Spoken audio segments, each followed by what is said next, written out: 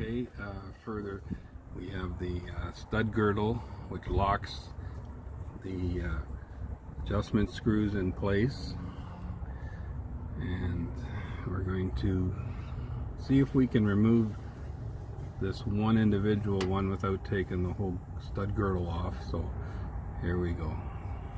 Back in another minute. I have the nuts fairly loose, finger loose almost. See if we can just a little bit more.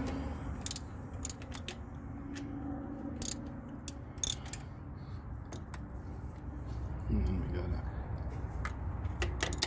tap the bar out a little bit so that it's not too hard to turn. And I have a screwdriver here. I just had this one as added security, didn't probably need it, but to hold the original nut down in place. Now, back in a minute with the proper tools.